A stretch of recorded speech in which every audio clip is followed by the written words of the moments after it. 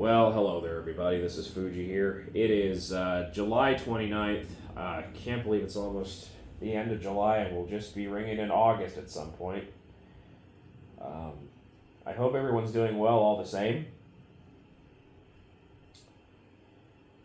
So, for those of you who don't know, I work in IT solutions as a chosen field of work, and while I have pretty consistent clients, and I've had some of the same clients for a number of years, I sometimes like to, pay it forward and give back to the community, because a lot of the things that I've learned and what I still retain and put into practice today were taught to me by people who selflessly gave their time and their energy and their resource to teach me how to do things. And I always remember people who have helped me out in a way that I otherwise would have taken an age to figure out myself. So what better way to pay homage to those people than to try and do the exact same thing for someone else that they did for me? That just seems like good science. But sometimes you sit down after a certain interaction with people and you wonder, and you start to think that you've been doing this for far too long, and then you begin to wonder to yourself how much longer you need to do it until you're able to gracefully retire. You go from loving what you do to tolerating what you do, and it's absolutely mentally astounding how quickly that train of thought transitions in the mind. But okay, here's the story, and all things considered, it's a good one. You're gonna want to buckle up because it's got everything you could ever want in a story: stupidity, entitlement, techno-illiteracy, and the slow, unrelenting death of the human brain, all wrapped up into one story. What could be better? So I'm in a Discord group, trying to be a decent person. Huge mistake, by the way. And some guy's having a problem with Windows. Not like stability issues or anything like that, but just behavioral stuff that Windows does sometimes. The stuff Microsoft has had fundamental to it since pretty much every contemporary operating system they've ever released that I can think of. Just one of those stupid little things that you'd like to just not see there, but doesn't compromise the integrity of the installation. It's just there and you don't like it, right? And I say, hey, I have a fix to completely omit that problem. 3 steps, super easy. It takes like 5 minutes because I'm a fucking hero. No, I'm not. I'm just some guy who helped people solve their technological woes. I'm not some modern day saint. I'm just a guy. And this guy hears 3 steps and reacts like I just asked him to disarm a nuclear warhead blindfolded.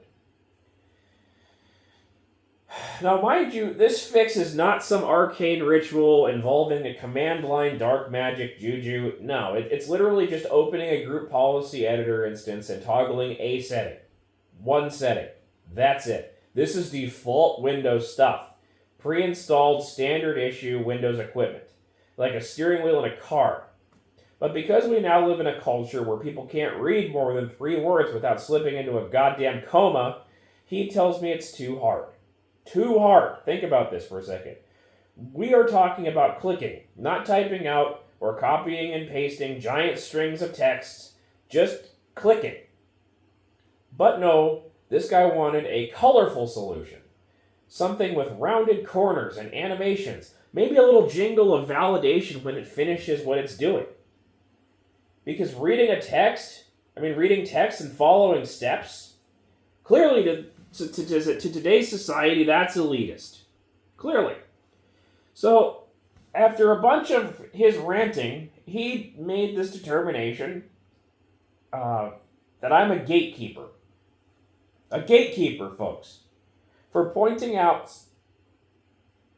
an inbuilt feature that comes with the operating system. He's acting like I just hid the cure to his disease behind a paywall.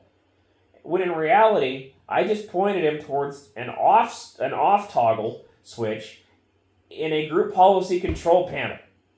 But no, that wasn't accessible enough. Because in the year 2025, asking someone to put a little effort in and try something is now considered an act of oppression. It's ableist. It's classist. It's, God forbid, not fun. So instead of following steps that literally fix the problem, right? He gets mad at me for not giving him a magic button shaped like a cartoon pill. Then, like all modern tragedies, he runs to YouTube. And not the good part of YouTube either. The part where all the smart people show up and teach you how to fix stuff. No, he finds one of those tech tubers. You know the ones. With the neon thumbnails and the 15 jump cuts within the first 30 fucking seconds of the video with titles saying things to the effect of, "Fix Windows fast! No functional brain required!" And this guy, this absolute visionary, downloads some janky toolbox app made potentially by some guy named Greg in a Discord server with 6 members and 0 ethics among any of them because it looked safe. It didn't look scary, right? It had icons and possibly even a puppy mascot. Totally trustworthy, I'm sure. Anyway, a few days later, he posts again. Surprise, the machine's fucked! He took it to one of those big box tech stores where they charge you $500 to stare at your machine and potentially sneeze on it, because the cartoon app from the extremely shady YouTube link and potentially a multitude of other problems gave that didn't fix anything. Probably installed malware, probably altered the registry in 19 places, probably gave his entire desktop herpes, and after all that, he's still saying my solution would have been just as bad. The 3-click, native, completely free solution that has worked for thousands of people, posted on innumerable message boards, was too difficult, too scary, and not sparkly enough. So this is where we are now. This is the future. We're living it. You offer someone a perfectly logical, stable fix that requires no third-party tools, no downloads, no mystery software, and they look at you like you just asked them to translate ancient Greek. Because unless it's handed to them in some dopamine-soaked TikTok format, it doesn't exist. If it doesn't have some animated walkthrough narrated by a guy who sounds like he's having a manic episode after having drank a gallon of Monster, it's not real. The guy didn't want a solution. He wanted something handed to him. He wanted a tech-themed, like theater number, where his problem gets solved with a song and a cheesy animation break, right? And that's what I've learned. We're not in the information age anymore. We're in the vibe age. It doesn't matter if it works. Does it look interesting? Does it look not scary? Does it make me feel smart without effort? Can I do it while shoving a bag of Cheetos down my neck, watching reels of people doing backflips into their bathtubs? If not, forget about it. We've regressed into people who would rather ruin their own equipment than read a damn 3-item list. And somehow, I'm the villain for trying to keep things simple and sane. So, the next time someone asks for help, I'll still try because I'm a glutton for punishment and I clearly hate myself. But I'm going to send it in a YouTube short with an EDM soundtrack eating a dancing banana. Because then, maybe, people will find it accessible and inclusive. God fucking damn it, this is Fuji signing out.